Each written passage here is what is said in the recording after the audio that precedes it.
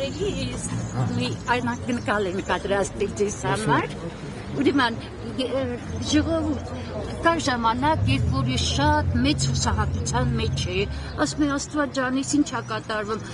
ազգս դարել է ամբոխ, երկիրս դարել է հոգեբուժարան, այս բարբար եւ այլն ու ամբողջ օրը լաց է եղնում։ Մեկ էլ մի օր հեռուստացույցը միացնում եմ, խոսում է Արման Թաթոյանը, ժողովուրդ, ասում է ժողովուրդ մի վախեցեք, լուծումը կա, մի հուսահատվեք, գիտեք դուք հույսի շողեր մցրիկ իմ հոգին։ Իրոք չպետք է, այո, չպետք է մեր ժողովուրդը վախենա։ Լուծումները կան, լուծելու են բոլոր հարցերը։ Վախենում, անզորությունից հանգարտ չվախենաք, մենք ձեր հետ ենք, բոլոր հարցերը լուծելու ենք։ Արման Թաթոյան, հիմա այդ զգացումը ինձ մոտ առաջացրել է հուզմունք եւ գրել եմ բանաստեղծություն։ Արման Թաթոյան,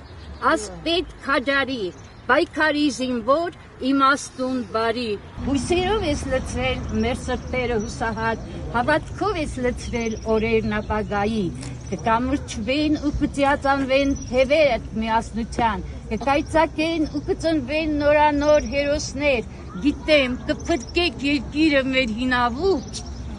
կհարատևի հայը հայոց սուրբ հողում, եւ կբողբոջի ու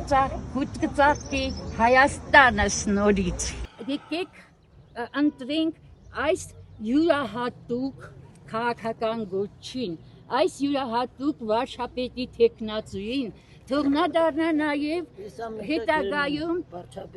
յուրահատուկ վարչապետ։ Նա մեզ կարող է առաջնորդել դեպի հաղթական կամարներ, ես հավատում եմ նրան, եկեք բոլորս հավատանք եւ ընտրենք մեր սիրելի ասպետ Արման Թաթոյանին։ Ես ցանկանում եմ ամենայն բարիք։